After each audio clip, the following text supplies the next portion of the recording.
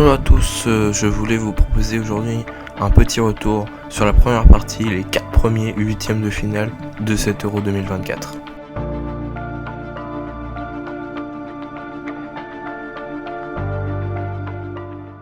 Et on commence tout de suite avec l'exceptionnelle domination de l'Espagne contre la Géorgie. Pourtant c'était bien les Géorgiens qui avaient ouvert le score et qui n'ont pas démérité malgré ce que le score pourrait laisser penser. On a donc cette ouverture du score, un nouveau but contre son camp de Robin Lenormand. Mais c'est Rodri ensuite qui a montré la voie avant la mi-temps. Puis l'Espagne a déroulé avec Ruiz au retour des vestiaires et le chef-d'œuvre de Nico Williams qui permet à la Roja de mener 3-1 à la 75e. Vraiment, Williams et Yamal, c'est du grand art. Ils ont seulement 21 et 16 ans, mais c'est exceptionnel. Dani Olmo parachève la soirée sur le score 2-4-1. Mais la Géorgie peut sortir la tête haute de cet Euro, puisqu'ils ont montré de très belles choses, notamment en battant le Portugal en phase de poule. Et malgré cette victoire qui est assez large, puisqu'ils ont décidé de conserver leur système de jeu. Après ce match, on peut directement déduire que l'Espagne est probablement la grande favorite. Luis de la Fuente a fait une masterclass, contrairement à Gareth Southgate. Et oui, car l'Angleterre s'est montrée très ennuyeuse. Le jeu a été extrêmement ennuyeux. Dès le début du match, c'était catastrophique. La Slovaquie méritait probablement plus que l'Angleterre.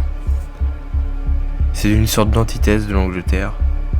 La Slovaquie, très tactique, très organisée, et l'Angleterre, sans idée.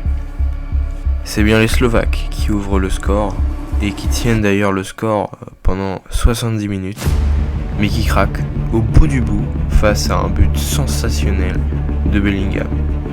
Ça peut évidemment faire penser au Real, qui égalise souvent dans les derniers instants. Mais c'est la version sans idée et inintéressante. Southgate a eu chaud, il a été sauvé par un de ses joueurs sur une action individuelle, sinon il aurait déjà quitté son poste. Parlons maintenant d'Allemagne-Danemark. Un match qui a été beaucoup plus intéressant, beaucoup plus ouvert que Angleterre-Slovaquie. On a eu une Allemagne qui a dominé les débats, mais qui aurait pu se faire surprendre par le Danemark, qui a eu 2 grosses occasions, notamment un but refusé pour un pied, un orteil.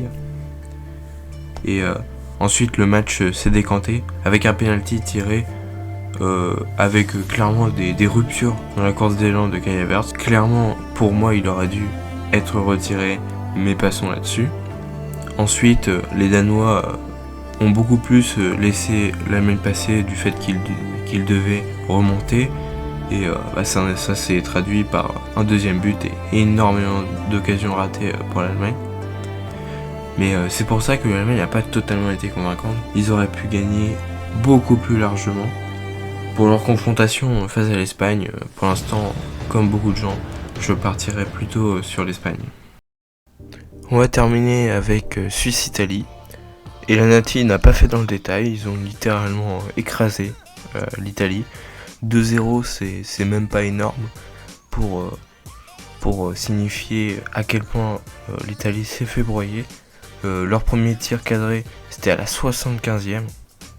Ils n'ont pas beaucoup réagi et ils ont subi une excellente Suisse qui méritait bien plus sa qualification. Les manquements de la défense italienne ont permis de belles combinaisons côté helvète et le seul Italien qui aura fait un bel Euro, c'est donc Gigio Donnarumma. On veut maintenant le voir à ce niveau-là au PSG. Spalletti n'a pas su trouver le bon 11.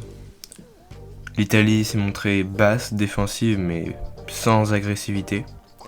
Offensivement, c'était le néant à l'image de cette titularisation de El Shaarawy sur ce dernier match. Voilà, merci de m'avoir écouté. Je vous donne rendez-vous mercredi pour la deuxième partie des matchs de ces huitièmes de finale.